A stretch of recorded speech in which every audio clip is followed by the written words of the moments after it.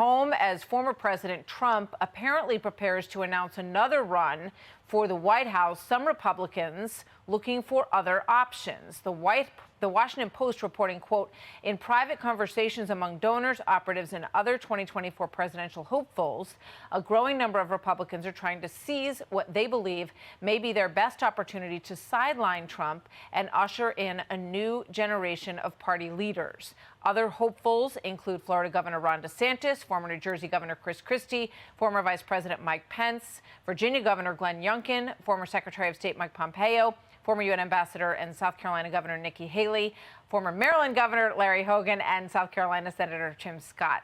That is the group as the Washington Post sees it.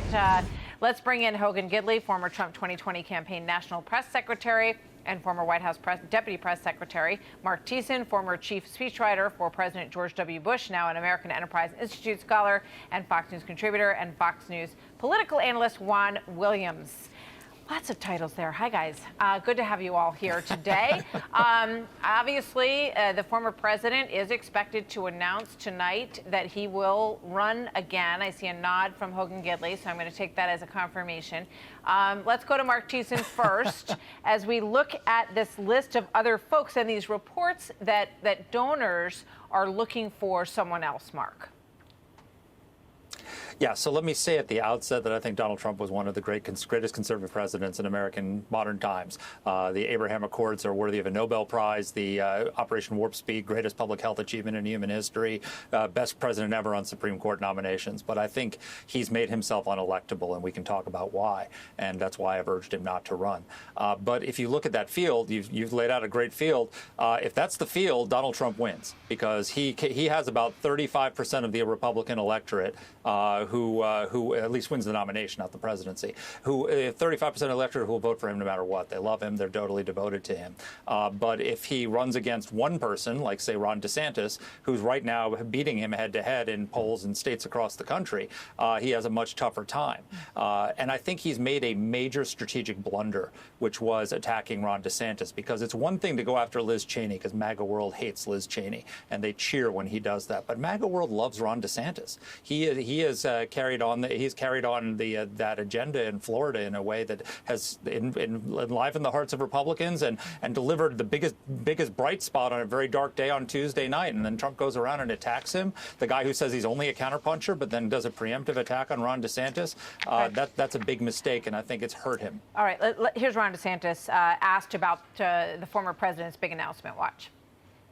You know, one of the things I've learned in this job is when you're leading, when you're getting things done, yeah, you take incoming fire. We focused on results and leadership, and you know, at the end of the day, I would just tell people to go check out the scoreboard from last Tuesday night. Bit of a sting there, Hogan. In that last line, just look at the scoreboard from Tuesday night. Ron DeSantis had an enormous night. So did Marco Rubio, winning by 16 and 20 points. And the candidates that the former president supported did not do well, including Kari Lake, who just lost her race in Arizona last night. Well, there were a few that lost, Martha, yeah, but a vast majority of his handpicked candidates actually won.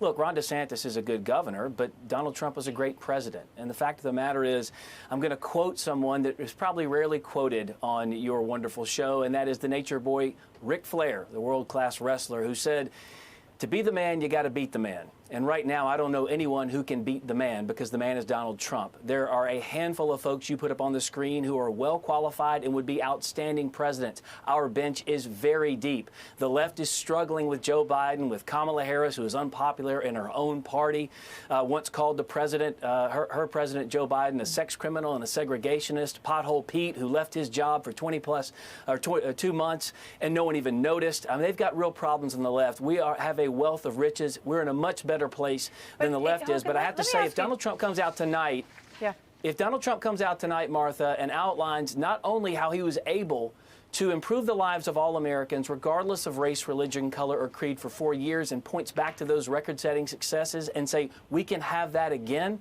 he's going to be in a really good position to secure the nomination and win the presidency again. Given everything that you said, why go after DeSantis? Why say, I know things about him that only his wife knows?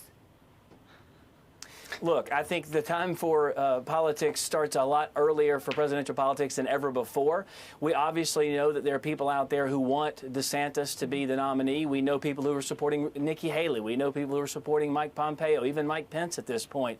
But the fact is, Donald Trump still is the leader of this party. He is by far and away the man, as I mentioned before, and I think he is going to do himself a whole lot of good. All right, if he comes out tonight and I want outlines to what get he's a got thought for in the from future of this Juan country. Williams on all this from the other side of the aisle. Juan? Well, I hate to interrupt, Martha, because I think if I watch Marc and Hogan go at it, it looks like, they're taking shots at each other on the Republican side.